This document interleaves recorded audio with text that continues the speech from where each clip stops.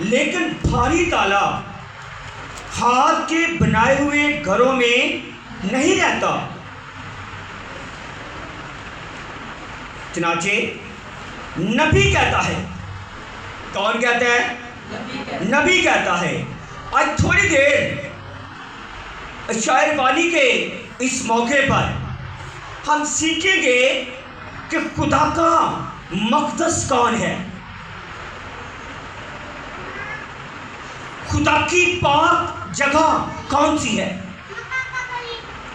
جس کے اندر خدا کا پاک روح، خدا خود، خدا کا کلمہ سکون کرنا چاہتا ہے۔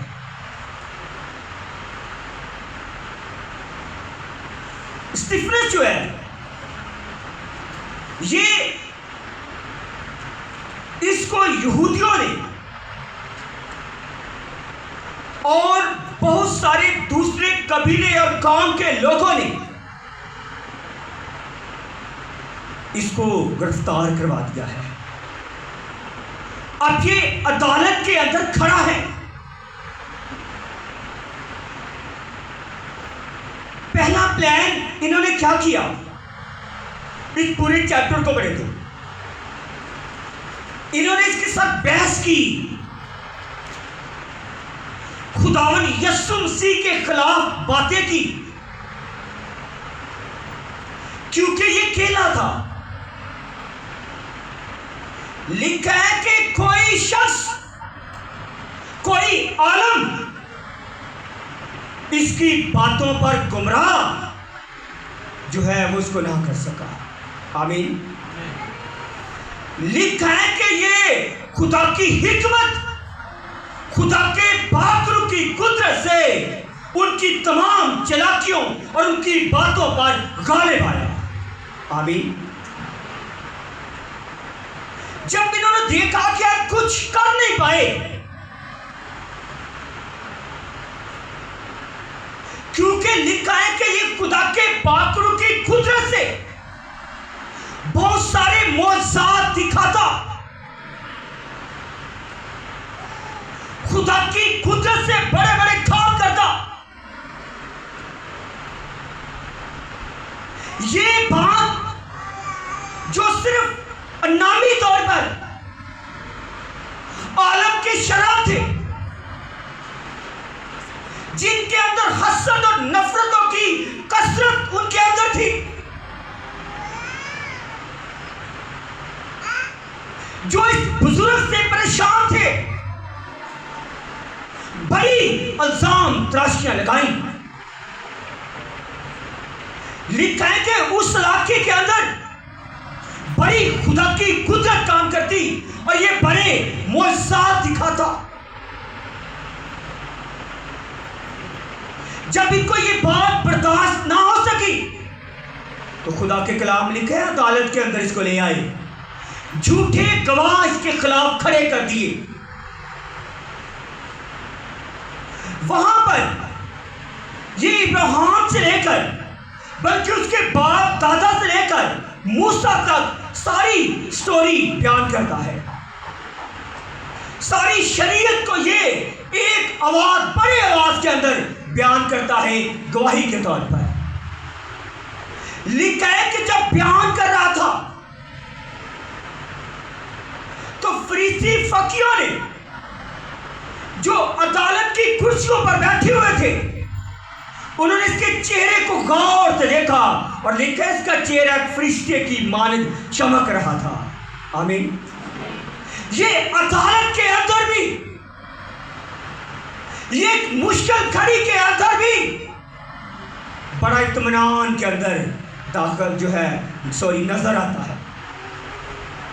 اس لیے خدا کے کلام میں لکھا ہے وہ تسلی اور اطمینان کا سا چشمہ ہے۔ آمین۔ اس کے بعد جب یہ ساری شریعت کی باتیں عدالت کے اندر بیان کرتا ہے تو آخر میں کہتا ہے یہ بات نبی نے کہی ہے، جس ہیکل کے تم ٹھیکیدار ہو जिस ओहदों का तुम सहारा लेकर ना तुम यीशु को रद्द कर सके, ना उसके शागिर्दों को रद्द कर सके, और ना तुम मुझे रद्द कर सकोगे, क्योंकि खुदा मेरे साथ खड़ा है। आमीन। इसलिए उसने कहा कि खुदा कैसे मस्कन को पसंद करता है, खुदा कैसे घर के अंदर रहना चाहता है, खुदा किस घर के अंदर जो है सुकून करना चाहता है। क्योंकि खुदा ने शुरू से तमाम चीजों से ज्यादा अगर मोहब्बत की है तो वो इंसान से मोहब्बत की है। आमीन। खुदा ने कलीसिया से मोहब्बत की है, और लिखा है जब उसने ये बात उनके सामने रखी तो वो और ज्यादा इल्जाम तराशी के अंदर, बुरी हालत के अंदर आए, और इन्होंने इसको संसार कर दिया। इसने कुर्बानी दे दी। लिखा है जब इसको पत्थर मार रहे थे, इसको मार रहे थे, तो बड़ी खूबसूरत बात इसने कहा, इसने घुटने टेक कर आसमान की तरफ देखा और कहा कि मैं आसमान को खुले और खुदावंद यीशु मसीह को खुदा की दाहिनी तरफ बैठे हुए देखता हूँ, और उसने कहा कि आए खुदा ये गुनाह इनके ज़िम्मे न लगाना और मेरी रूह को कबूल करना। ये उसका तहम्मुल कि ये कैसा दीवाना है, किसी को लान तान भी नहीं कर रहा, किसी को कुछ नहीं कह रहा, और अपनी बड़ी मोहब्बत के साथ अपनी जान दे देता है। किस लिए? बाइबल में लिखा है उससे ना डरो जो जिस्म को कत्ल करते हैं, बल्कि उनसे डरो जो जिस्म और रूह दोनों को जहन्नम के अंदर डाल देता है। कल मैं एक हवाले को पढ़ रहा था कि जब खुदा को से इंसान कोई बहुत दूर चला जाए, जब इंसान को के काम खुदा को पसंद ना आए और वो खुद ही से बहुत सारी जिस्मानी जिंदगियों के अंदर अपनी जिंदगी गुजार ले, गंदगी के अंदर चला जाए, नाफरमानी के अंदर चला जाए और खुदा से बहुत दूर चला जाए, तो उसके बारे में एक आयत लिखी है। वो ये है कि जब ऐसी तस्वीरें इनकी जिंदगी में काम करेंगी तो ये झूठ को सच मानना शुरू कर देंगे। इन फरीसी फकीरों का, इन अदालत वालों का भी कुछ ऐसा ही अमल नजर आता है। खुदा ने अगर किसी के साथ बात की है, अगर खुदा का पाकरू किसी की जिंदगी में काम करता है, तो वो वही जिंदगियां हैं, या तो वो खुदा के शागिर्द हो और सेकंडली जो है वो खुदा की कलीसिया हो। खुदा उनके अंदर रहना चाहता है। इसलिए मेरे जीजों, बाइबल मुकद्दस आपको मुझे सिखाती है कि 48वें आयत में, लेकिन भारी ताला खुदा के बनाए हुए घरों में नहीं रहता। क्यों? क्या लिखा है? खुदावंद फरमाता है कि आसमान मेरा तख्त, जमीन मेरे पांव तले की चौकी है, तुम मेरे लिए कैसा घर बनाओगे।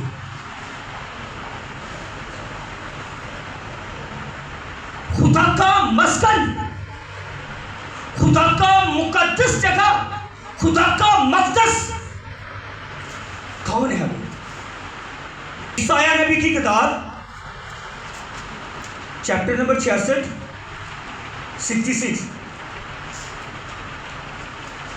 उसकी पहली 2 आयत,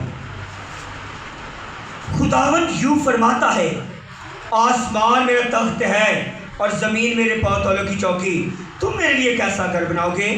कौन सी जगह मेरी आरामगाह होगी? क्योंकि ये सब चीज़ें तो मेरे हाथ से बनाई और यूं मजबूत हुई। खुदावंद फरमाता है, लेकिन मैं उस शख्स पर निगाह करूँगा, उसी पर जो गरीब और शिकस्ता दिल है और मेरे कलाम से कांपता है। आमीन। फिर से, तुम मेरे लिए कैसा घर बनाओगे? एक कलीसिया जो है यह भी खुदा का घर है। जैसे मसीह एक बदन है, کلیسیا بھی ایک ایسی ہی جو ہے وہ حیثیت رکھاتی ہے، ایسی حیثیت رکھتی ہے۔ کیسے؟ لکھا ہے کہ میں، خداوند یوں فرماتا ہے کہ آسمان میرا تخت ہے، زمین میرے پاؤں کی چوکی ہے۔ آسمان جو ہے وہ میرا تخت ہے۔ لکھا ہے خدا تو بادلوں کے اندر سما نہیں سکتا۔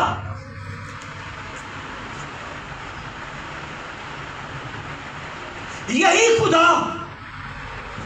خدا کی برداشت جب بنی اسرائیل مصر سے نکلی تو موسیٰ نے کہا کہ اگر خداوند تو میرے ساتھ چلے تو میں بنی اسرائیل کو یہاں سے لے کر چل سکتا ہوں۔ اس نے کہا میں اپنا فرشتہ بھیجتا ہوں۔ اس نے کہا نہیں، خدا تو میرے ساتھ چلے گا۔ خدا ان کے ساتھ چلا۔ دن کے وقت لکھا ہے کہ وہ بادلی کی صورت میں، رات کو آگ کے ستون کی مانند ان کی رہنمائی کرتا رہا۔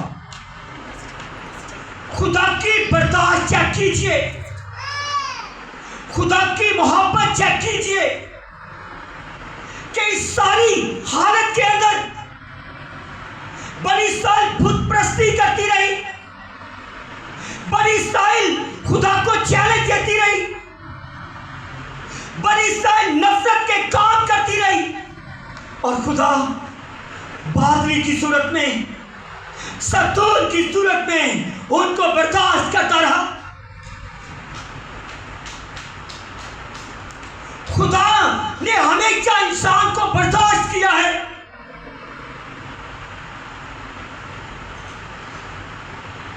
یہ جو جگہ ہے، اگر اس جگہ پر خدا کا پاکرو کام کرتا ہے تو خدا یہاں پر سکون کرے گا۔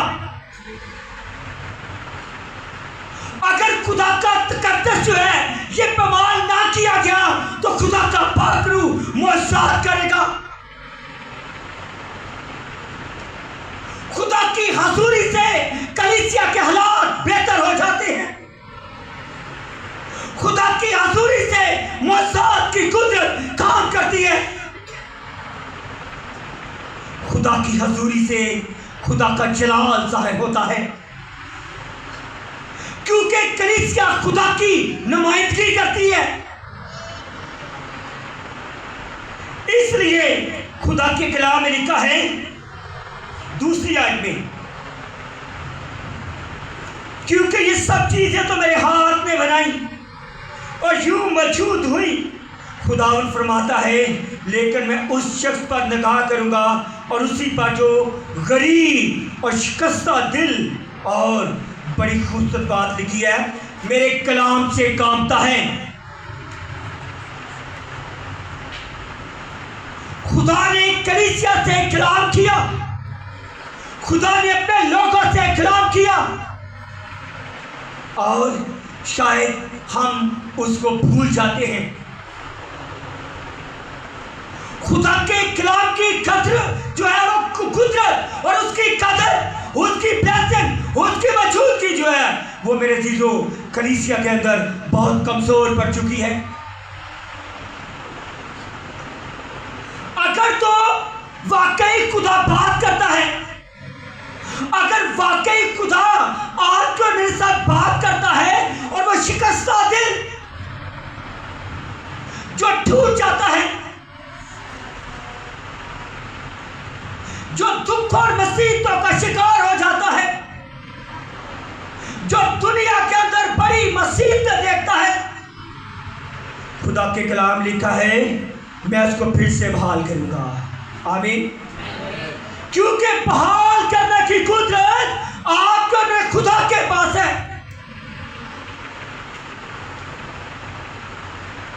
خدا کلام کرتا ہے اور لوگ کام جاتے ہیں۔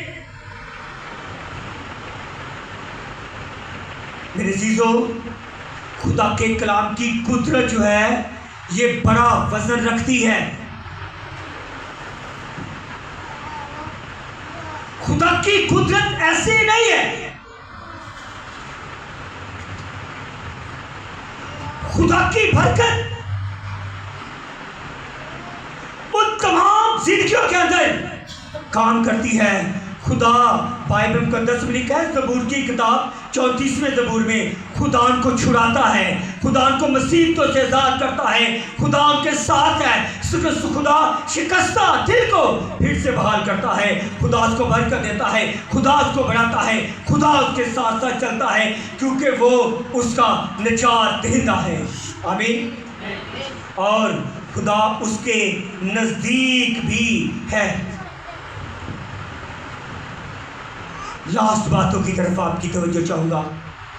ہم بات کر رہے ہیں خدا کا گھر کیسا ہو، خدا کا مسکن جو ہے، خدا کا مقدس جو ہے، خدا کا خیمہ جو ہے وہ کہاں ہے؟ وہ صرف یہ بلڈنگ نہیں ہے، ایکچولی وہ کلیسیا ہے، جس بات کے لیے اسٹیفنس جو ہے ان فریسی اور فقیوں کو زور دے رہا ہے، جو بات ان کو سمجھ میں نہیں آئی۔ ہم کسی کو قتل کر کے، کسی کا نقصان کر کے کبھی بھی خدا سے ہمیشہ کی زندگی نہیں حاصل کر سکتے۔ یسوع نے جواب میں اسے کہا کہ اگر مجھ سے محبت رکھے، اگر کوئی مجھ سے محبت رکھے تو وہ میرے کلام پر عمل کرے گا، اور میرا باپ اس سے محبت رکھے گا اور ہم اس کے پاس آئیں گے اور اس کے ساتھ سکونت کریں گے۔ آمین۔ یہ خداوند یسوع مسیح کے شاگرد کو یسوع نے جواب دیا ہے، اگر کوئی مجھ سے میرے باپ کے کلام پر عمل کرے تو ہم اس میں سکونت کریں گے۔ خدا کلیسیا کے اندر رہنا چاہتا ہے، یہ خدا کی خواہش ہے۔ کرنتھیس کی کلیسیا پہلا کرنتھیوس کے 30 باب میں لکھا ہے، کیا تم جانتے ہو تم خدا کا مقدس ہو اور خدا کا روح تمہیں بسا ہوا ہے؟ آپ کو اور مجھے یہ شریعت کی باتیں خدا تک تو لے کر جا سکتی ہیں لیکن نجات نہیں دے سکتی۔ جس باتوں کا بڑے بڑے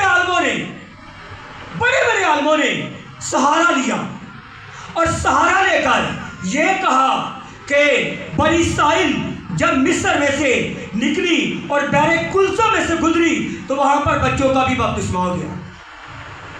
عالم ہے نا، آج بھی ایسے ڈاکٹر موجود ہیں جو اپنے نام سے ڈاکٹر لکھواتے ہیں،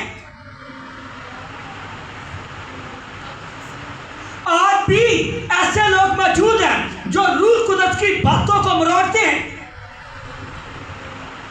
یہی مال کی کتاب کے 7ویں باب کی لاسٹ آیتیں پڑھیں گے تو وہاں پر بھی اسٹیفنس نے یہی کہا کہ تم روح القدس کی مخالفت کرتے ہو، تم روح القدس کی انسان کرتے ہو۔ یہ بات خدا برداشت نہیں کر سکتا۔ آپ کو پتہ ہے یہ ٹاپک سے لفظ کے بعد ہے لیکن اس کے ساتھ بھی ہے تھوڑی سی۔ موسیٰ نے کتنا خدا کے قریب تھا، بہت قریب تھا۔ بائبل اس بات کی تعریف کرتی ہے کہ تمام بنی اسرائیل میں سب سے زیادہ حلیم موسیٰ تھا، لیکن موسیٰ نے ایک تو مسٹیک کر دی۔ یہ مسٹیک روحانی طور پر نہیں تھی، اس کا تعلق زمین کے ساتھ تھا۔ خدا نے کہا، اگر اس کو ڈیٹیل سے دیکھا جائے کہ تو نے میری توہین کی ہے، ملک کنعان کو تو دور سے دیکھ سکتا ہے لیکن اس کے اندر نہیں جا سکتا.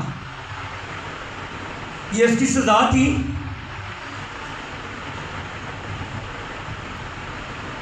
اگر خدا جسمانی باتوں کے لیے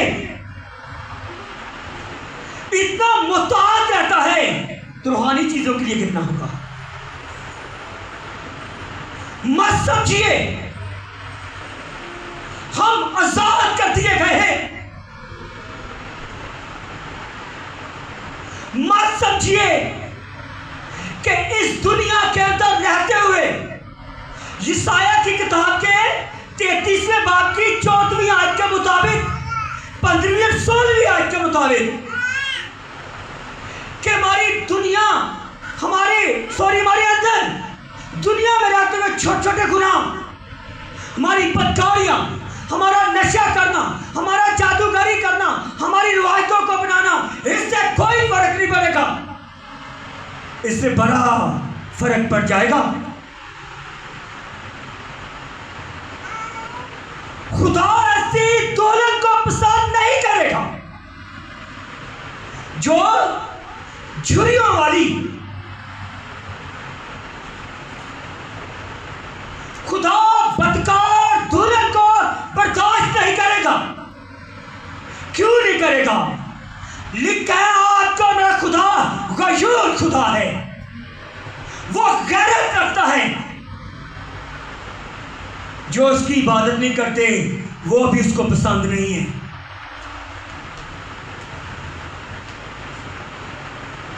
جو خدا کی عبادت نہیں کرتا، اپنے لیول کو نہیں سمجھتا. پہلا کرنٹھیوں 3 باب 16ویں آیت کے مطابق کیا تم جانتے ہو تم خدا کا مقدس ہو؟ لیول کیا ہے؟ جس کے اندر خدا کا پاک روح نہیں ہے، جس نے دنیا داری کی مصیبتوں سے اپنے آپ کو چھڑانے کے لیے خدا کے پاس نہیں آیا، جو نفرتوں سے بھرا ہے، بری خواہشوں سے بھرا ہے. مبارک ہے جو شریروں کی صلاح پر نہیں چلتا اور ٹھٹھا بازوں کی مجلس میں نہیں بیٹھتا. ایسی زندگی جو اس کے اگین ہے، جو اس کے الٹ ہے، ایسی کلیسیا جو نامی کلیسیا ہے جن کے آئی کارڈ پہ لکھا ہے کہ مسیح، یہ کافی نہیں ہے.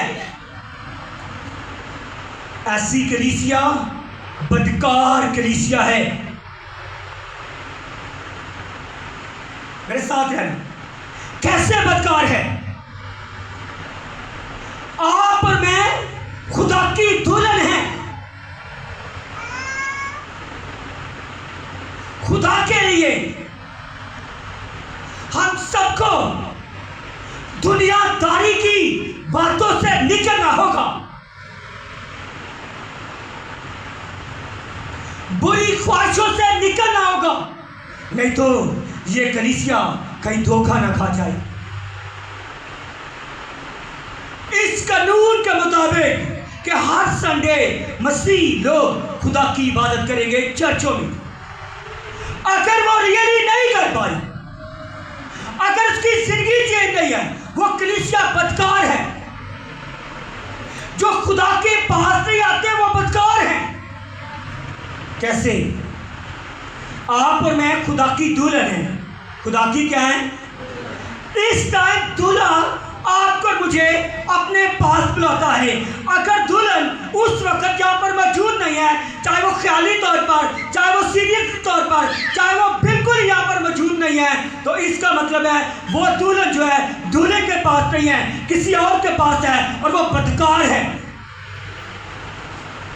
جو دلہن اپنے دولہے کو چھوڑ کر کسی اور کے پاس جائے وہ بدکار ہے. کیا تم جانتے ہو تم خدا کا مقدس ہو؟ خدا کی پیشکش کرنا، خود کی حمد کرنا، خود کے قدموں میں جھکنا کلیسیا کے لیے لازم ہے.